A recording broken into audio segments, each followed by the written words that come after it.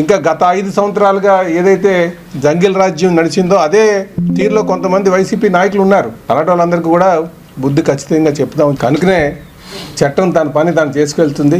జగన్మోహన్ రెడ్డి గారు సమాధానం ఈరోజు చెప్పాలి. సత్యవర్ధన కుర్రాడు, ఎస్సీ కుర్రాడు, ఆ కుర్రాడిని భయభ్రాంతులు గురి చేస్తారు. ఇప్పుడు అధికారం లేనప్పుడు ఎస్సీల మీద దాడి చేస్తున్నారు. అలాగే అధికారం ఉన్నప్పుడు మీరు చూస్తే డాక్టర్ సుధాకర్ని ఏం చేశారండి వీళ్ళు? తీసుకెళ్ళి బట్టలు తీసి ఆయన చావుకి కారకులు అయ్యారు వీళ్ళు వైసీపీ నాయకులందరూ. అలాగే సుబ్రహ్మణ్యం, ఆ కుర్రాడిని చంపి డోర్ డెలివరీ చేశారు. అలాగే ఓం ప్రతాప్ అని చెప్పేసి ఇదేం లిక్కరు అని ఎస్సీ కుర్రాడు ఆ రోజు ప్రశ్నిస్తే ఆ కుర్రాడిని మర్డర్ చేశారు పొంగునూరులో. దీనికి సమాధానం చెప్పానండి. ఇవన్నీ కూడా ప్రజలు మర్చిపోయారు అనుకుంటున్నారేమో. ఇదే దమనకాండం మళ్ళీ ఇప్పటికీ కూడా ఈ వైసీపీ నాయకులు చేస్తున్నారు.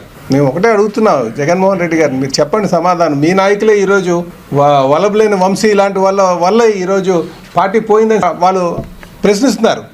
ఒకవైపు మీరు వచ్చి ఇక్కడ ఏదో రెడ్ బుక్ రాజ్యాంగం నడుస్తుంది అంటున్నారు. మరోపక్క మీ నాయకులే ఈరోజు ప్రెస్ మీట్లు పెట్టి ఇలాంటి వలబలేని వంశీ లాంటి వల్ల, లేకపోతే వాళ్ళ గుడివాడ కొడాల నాని గారు అలాంటి వాళ్ళ వల్ల ఈరోజు ఈ పార్టీ పోయింది, వైసీపీ పార్టీ పోయిందని చెప్తున్నారు. దీనికి సమాధానం ఏం చెప్తారు? కనుక ఈరోజు ప్రజాస్వామ్యం నడుస్తుంది.